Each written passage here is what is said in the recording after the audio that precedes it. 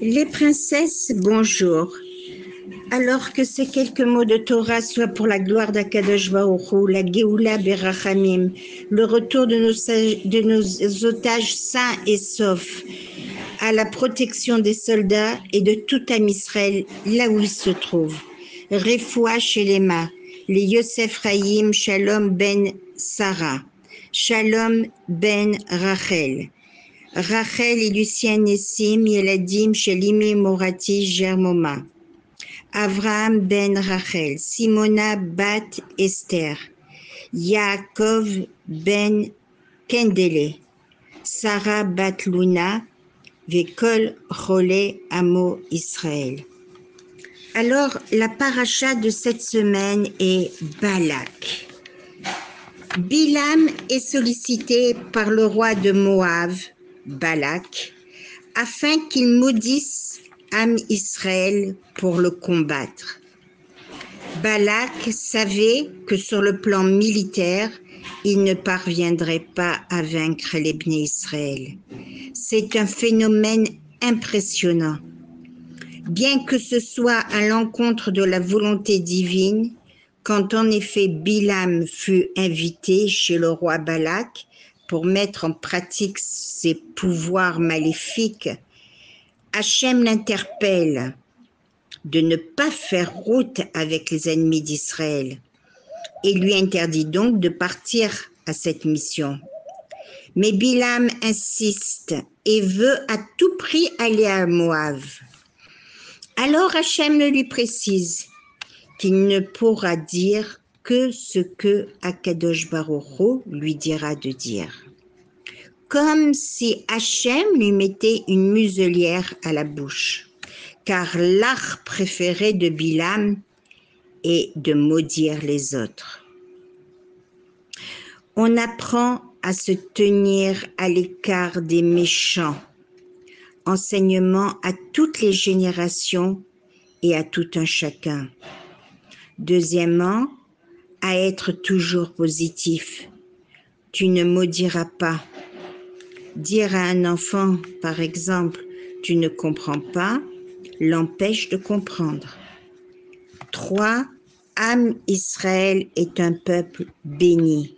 La bracha divine est présente dans l'essence de chacun des Bnei Israël. Hachem accompagne chacun, à plus forte raison le peuple entier, car il est béni. Incapacité de Bilam qui les bénira à 3 reprises et qui entonnera même Ma tovu oalecha Yaakov mishkenotecha Israël. Quelles sont belles tes tentes Yaakov, tes demeures Israël, pour la sniout des tentes.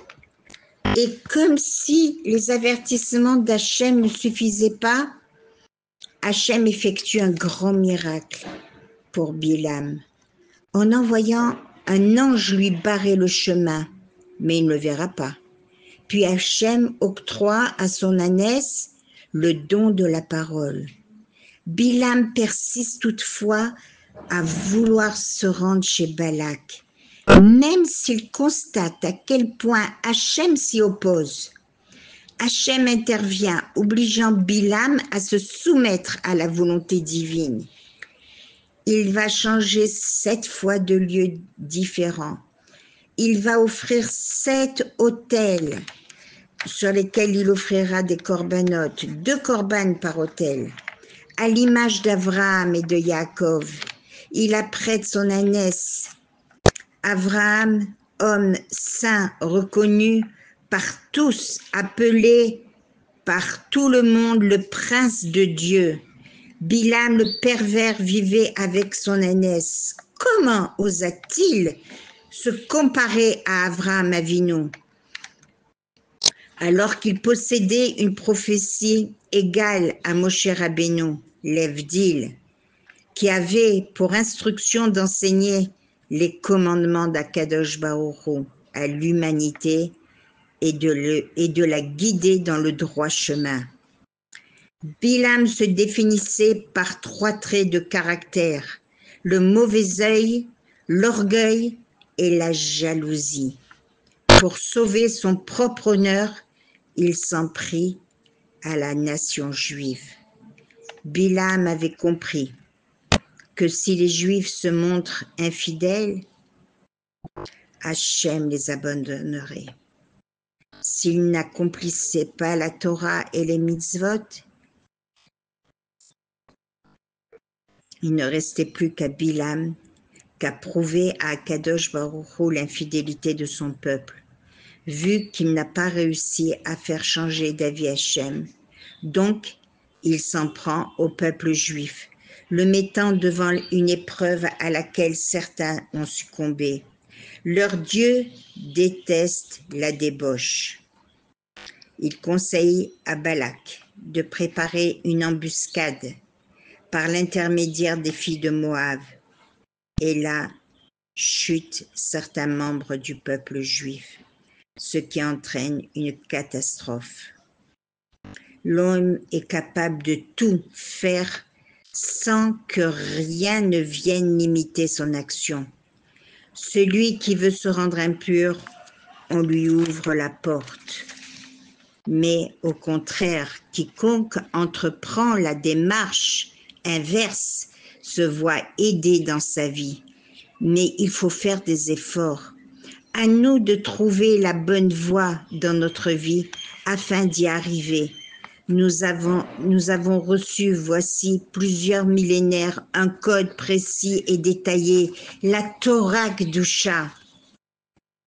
Je dois ajouter, pour notre connaissance, que les pirkei de Rabbi Eliezer nous révèlent que l'âne d'Abraham était le fils de l'ânesse de Bilam, elle-même créée juste avant l'entrée du Shabbat le 6e jour de la création, dans le Pirkei Avot. Cet âne sera aussi celui que montera Moshe pour se rendre en Égypte et libérer le peuple juif, Am Israël.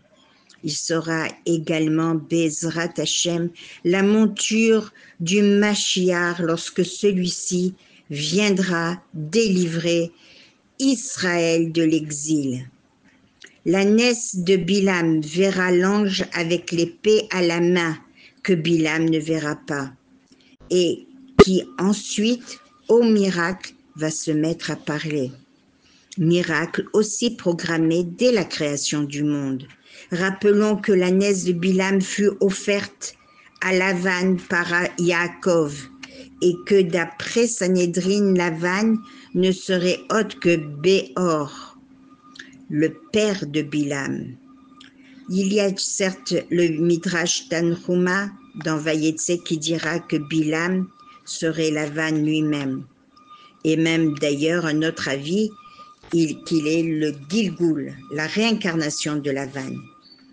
Bilam sera par la suite tué par Pinchas avec cette même épée. Revenons, l'embuscade, leur Dieu est la débauche, entraînant l'idolâtrie. À Chittim, ils vont fauter avec les Moabites et faire de la Vodazara avec leur dieu Baal Péor, lors d'une foire qui leur est proposée. De surcroît, Zimri ben Salou, prince, devant Moshe et devant tout le peuple, amène Cosbi. Cosbi qui pensait qu'il s'agissait de Moshe, suivant les indications de son père Balak.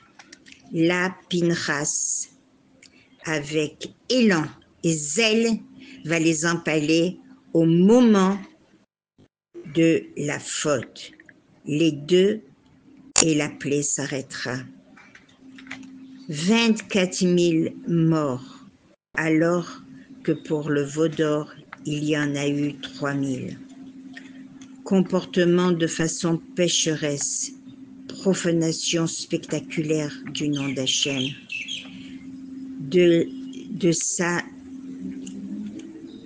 loi, m'est-elle promise et ta femme, Moshe?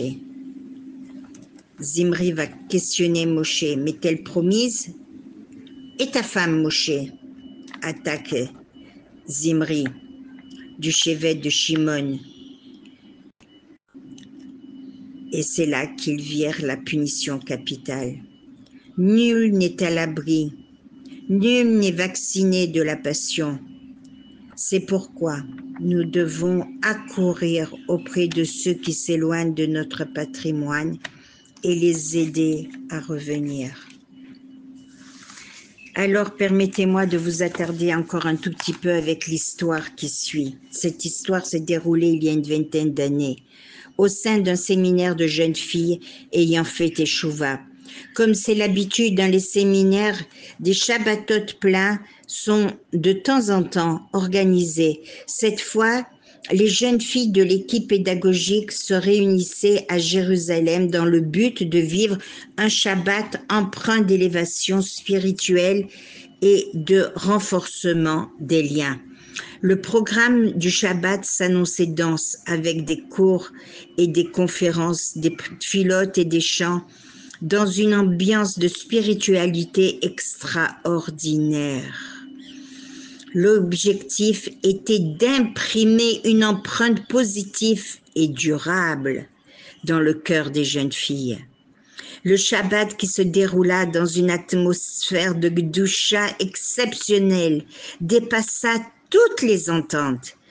À la fin du Shabbat, le groupe se prépara à quitter Jérusalem et à reprendre la route du retour vers le nord du pays, où se trouvait le séminaire. Cependant, le chauffeur du car annonça à la directrice que les jeunes filles seraient déposées dans leur yishuv, dans leur village respectif, près de l'école, à l'exception d'un seul village plus éloigné où seule une jeune fille résidait. La directrice appela son mari, le rave du séminaire, pour solliciter son conseil. Ce dernier se porta volontaire pour venir chercher l'élève et l'accompagner jusqu'à son village. Il était 1h du matin lorsque le bus atteignit sa destination finale. La directrice et l'élève furent accueillis par le rave qui les attendait déjà. Les deux femmes prirent place dans la voiture du rave. Le voyage se déroula sans encombre et la voiture atteignit l'entrée du village. Guidé par les petites rues, le rave conduisit jusqu'à l'endroit où la jeune fille habitait. C'est alors qu'il fut stupéfait en apercevant pour la première fois le père qui accueillait sa fille.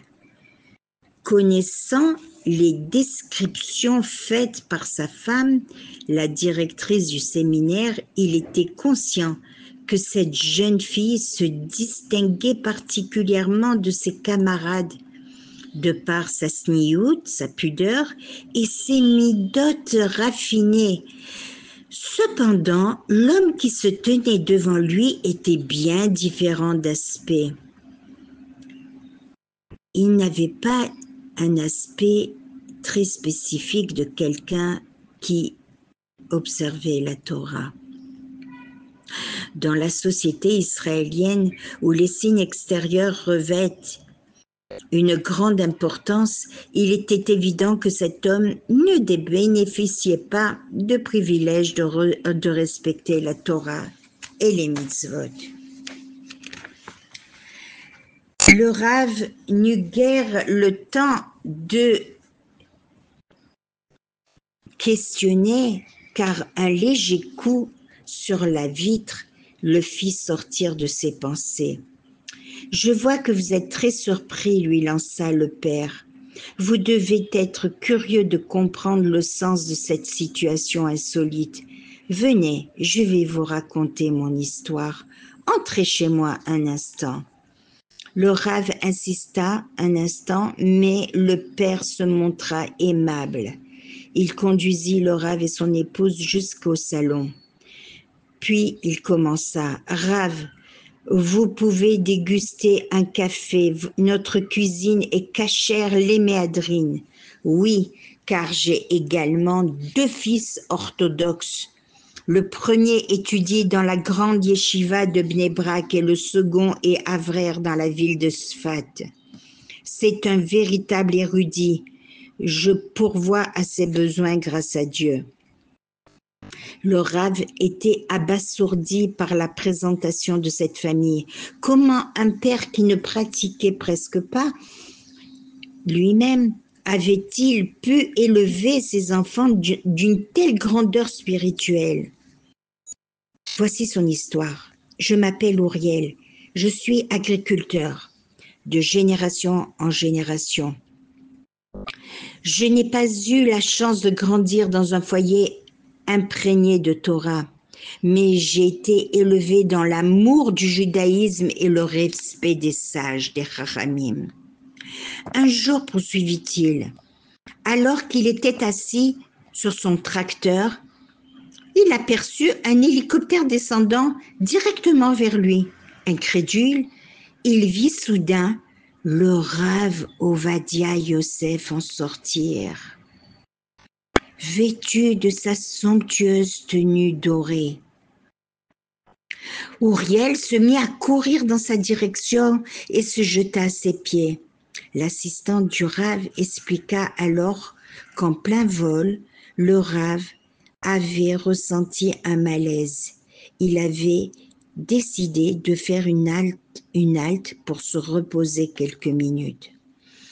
Uriel se hâta d'apporter une chaise au Rav Ovadia, qui s'assit dans toute sa splendeur et expliqua: « Aujourd'hui, je me suis rendu dans différents endroits de la Terre Sainte, là où vivent des individus qui malheureusement ne respectent pas la Torah et les mitzvot comme il se doit. Mon objectif est de les convaincre d'envoyer leurs enfants dans les établissements d'enseignement de la Torah. Nous sommes déjà rendus dans plusieurs localités où nous avons orienté de nombreux enfants. Nous nous déplaçons en hélicoptère pour pouvoir visiter le plus de villes possible en une seule journée. La moitié de la journée est déjà passée et nous devons encore nous rendre dans 3 autres lieux, 3 endroits où les habitants attendent ma venue et où nous pourrons réchauffer leur cœur, inscrivant des dizaines, voire des centaines d'enfants dans le système religieux. Le Rav ferma les yeux quelques instants. Après 5 minutes, il sentit ses forces revenir et décida de remonter dans l'hélicoptère. Soutenu par son assistant, il se leva et s'avança vers l'appareil. Juste avant d'y entrer, il appela l'agriculteur. Uriel poursuivit. Rav Ovadia prit ma main tremblante entre les siennes. Des larmes chaudes coulèrent sur ses joues. Il me dit d'une voix empreinte d'émotion: « Mon cher ami, ce n'est pas un hasard si le ciel m'a fait atterrir ici. Je t'en prie, du fond de mon cœur, envoie tes enfants dans les établissements d'études de la Torah. Je te promets que tu n'en retireras que du bien. » Pris par l'émotion, je me mis à sangloter à mon tour. Je pris sa main entre les miennes et lui dis: « Je vous le promets, Rav. Je vous promets de les envoyer dans des établissements d'études de la Torah. » Après le départ du Rav, j'étais secouée mais résolue. Je me rendis auprès de ma femme et de mes 3 enfants et leur annonçai qu'à partir de demain, il les transférait dans les établissements religieux. Plus de 10 ans se sont écoulés depuis cette visite et j'ai eu le privilège de voir naître des descendants exceptionnels, des Bnei Torah dotés de belles qualités de caractère. Quelle joie d'avoir eu ce privilège. Très bonne journée, les princesses. Que Dieu vous bénisse.